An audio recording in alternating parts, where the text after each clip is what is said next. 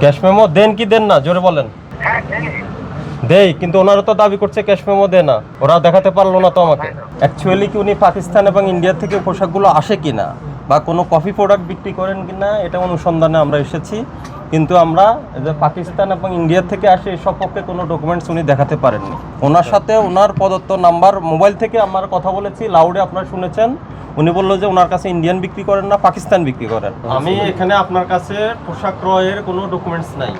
আপনি ইন্ডিয়ান দাবি করেন, পাকিস্তান দাবি করেন, বাংলাদেশি দাবি করেন, আপনি তো পোশাকের প্রডিউসার না। আপনি তো পরে কথা তো আমরা বলবো, আবার ওনাকে আমাদের অফিসে এসে কথা বলবেন উনি। আর কথা বলবো না, আপনি ফাইন পরিশোধ করেন, ওটা তো ডিক্লেয়ার হয়ে গেছে। উনি তো আপনার কাছে পোশাক বিক্রি করে বলছে, আপনার কাছে সব তো ইন্ডিয়ান, আমি পাকিস্তানি পেয়েছি একটা তো পেলাম না।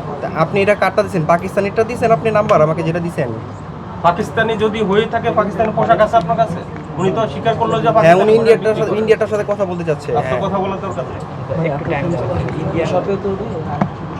স্যার ওটা পাকিস্তানিটা নাম্বার বলে দিয়ে দিছে, ইন্ডিয়ান নাম্বারটা আমরা এখন দিচ্ছি।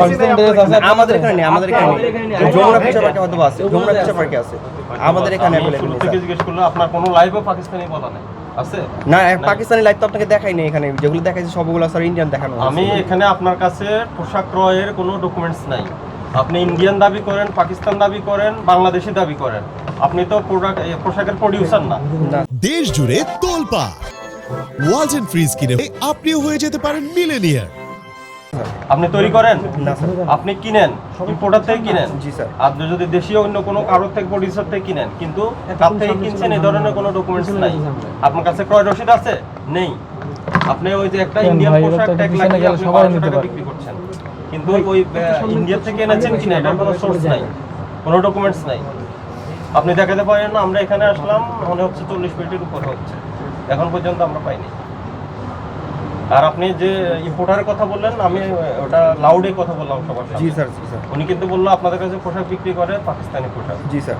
ইন্ডিয়ান কোনো পোশাক বিক্রি করে না। আর আপনার এখানে কিন্তু পাকিস্তানি কোনো পোশাকও পাইনি আমরা। হ্যাঁ, এটা আমাদের এখানে আর কি পাকিস্তানিটা নেই, আমাদের এখানে ইন্ডিয়ান আছে। উনি আর কি ভুল নাম্বারটা ভুলে দিয়ে দিছে। আপনার কাছে যদি পাকিস্তানের ডকুমেন্ট বা ইন্ডিয়ার ডকুমেন্ট থাকে, যদি থাকে আপনারা আমাদের কাছে পরে দেখাবেন। আজকে আমরা যেহেতু কোনো ডকুমেন্টস পাই নাই এখানে, হ্যাঁ, কিন্তু আপনি ইন্ডিয়ান দাবি করে বিক্রয় করছেন এটা, এবং কোনো ডকুমেন্টস পাইনি, এটা অপরাধ হিসেবে আপনি তো আজকে আমরা আপনাকে 50,000 টাকা জরিমানা করলাম, এটা এখন পরিশোধ করেন, ঠিক আছে? আর ওই আগামী রবিবারে আপনার যদি ইন্ডিয়া পাকিস্তানের কোনো ডকুমেন্ট থাকে, ইম্পোর্ট করে থাকেন, এই ডকুমেন্টস নিয়ে আমাদের অফিসে একটা আসবেন। যদি না পাই তখন পরবর্তীতে আবার ব্যবস্থা হবে। না, এখানে আমি আপনাদের ব্রিফ করি, এখানে স্পষ্ট সুনির্দিষ্ট কোনো অভিযোগ না, আমরা তথ্যের ভিত্তিতে এসেছি যে স্টাইলিকো যে পোশাকগুলো বিক্রি করে পাকিস্তান অথবা ইন্ডিয়ান বলে, অ্যাকচুয়ালি কি উনি পাকিস্তান এবং ইন্ডিয়া থেকে পোশাকগুলো আসে কিনা বা কোনো কফি প্রোডাক্ট বিক্রি করেন কিনা এটা অনুসন্ধানে আমরা এসেছি, কিন্তু আমরা যে পাকিস্তান এবং ইন্ডিয়া থেকে আসে এসব পক্ষে কোনো ডকুমেন্টস উনি দেখাতে পারেননি। আমরা দীর্ঘক্ষণ এখানে অপেক্ষায় ছিলাম, দেখাতে পারেন না। ওনার ট্যাগে যে RS ইন্টারন্যাশনাল উল্লেখ ছিল, ওনার সাথে ওনার প্রদত্ত নাম্বার মোবাইল থেকে আমার কথা বলেছি, লাউডে আপনারা শুনেছেন।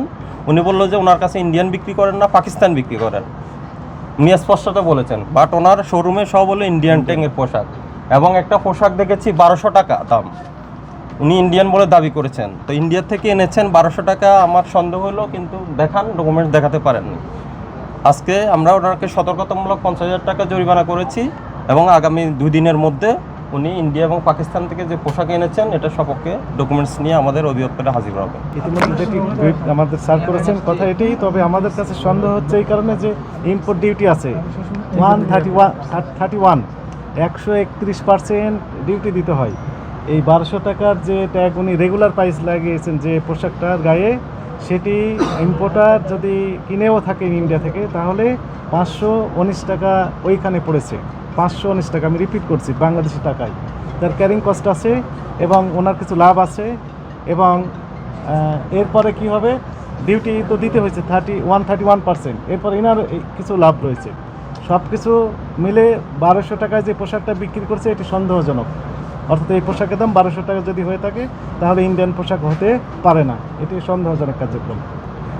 অতি মুনাফা লাভ থেকেই মূলত এইরকম চিন্তা চেতনাও এই বিক্রেতাদের মধ্যে এসেছে বলে আমাদের কাছে মনে হচ্ছে। অর্থাৎ লোকাল প্রোডাক্ট বিদেশি বলে বিক্রি করলে বেশি লাভ করা যাচ্ছে, এই চিন্তা থেকেই মূলত এই কাজ করেছে। যাই হোক, সময় দিয়েছেন, সকল ডকুমেন্ট আগামী রবিবার অফিসে দেখাবেন। আর আপনি যেখান থেকে ওই যে কোন ইন্টারন্যাশনাল বললেন, RS ইন্টারন্যাশনালের সাথেই তো আমাদের স্যার কথা বললেন লাউড স্পিকার দিয়ে। মানে আমাদের দুইটা কি ব্যক্তি তো একজনই, RS ইন্টারন্যাশনালই তো বললো। ওইটা আর কি পাকিস্তানি যে প্রোডাক্ট বিক্রি করে তার নাম্বারটা বলে দিয়ে। দুইটা কি আলাদা ব্যক্তি? হ্যাঁ ওইটা আলাদা। তো উনি তো বললো যে লাউডের করলাম যে RS। হ্যাঁ সে তো আর কি আপনি ওই রবিবারেই দেখেন। এই লিখছো? ইন্ডিয়ানটা চাইলে কি কথা বলতে পারেন। আপনি ফাইন পরিশোধ করেন, জরিমানা পরিশোধ করেন। আপনি তো পরে কথা তো আমরা বলবো, আবার ওনাকে আমাদের অফিসে এসে কথা বলবেন উনি। আর কথা বলবো না, আপনি ফাইন পরিশোধ করেন, ওটা তো ডিক্লেয়ার হয়ে গেছে।